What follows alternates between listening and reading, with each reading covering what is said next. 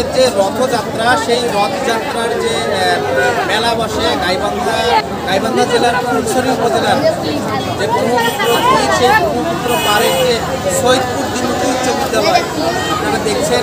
সৈয়দপুর দ্বিমুখী উচ্চ বিদ্যালয় মাঠে কিন্তু গত শুক্রবারও কিন্তু ব্রহ্মপুত্র পাড়ের যে সৈয়দপুর দ্বিমুখী উচ্চ বিদ্যালয়ের মাঠ, সেই মাঠে গত শুক্রবারেও মেলা বসেছিল।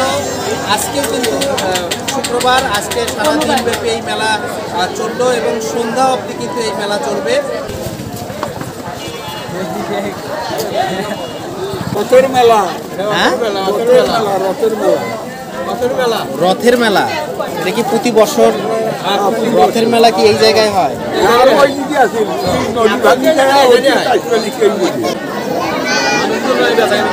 হ্যাঁ,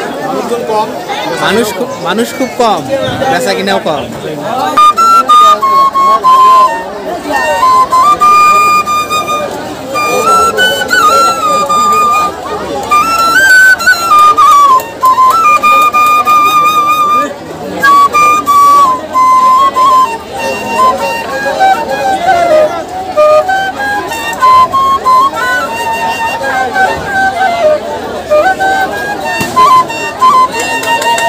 তার নাম মোহাম্মদ শহীদুল ইসলাম।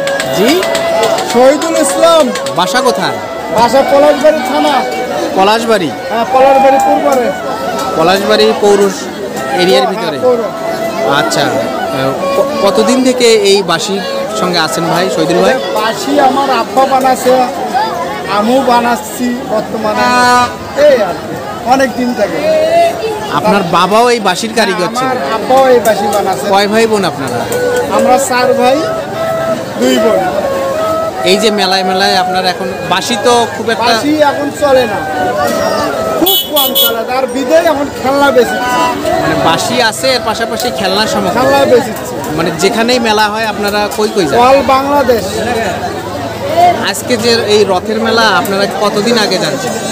এই রথের মেলা এটা আগামী শুক্রবার হয়ে গেছে, আজকেও হচ্ছে। এটা আগেই খবর পান আপনারা?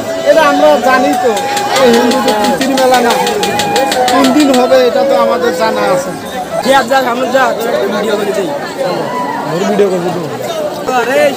শিশুদের যে খেলনা সামগ্রী থেকে শুরু করে একটা গ্রামীণ মেলায় যা যা থাকে, সেই গ্রামীণ মেলা কিন্তু এই সৈয়দপুর মাঠে বসেছে। আজকেই কিন্তু শুক্রবার, এই মেলার শেষ দিন। শাহজাহান সিরাজ।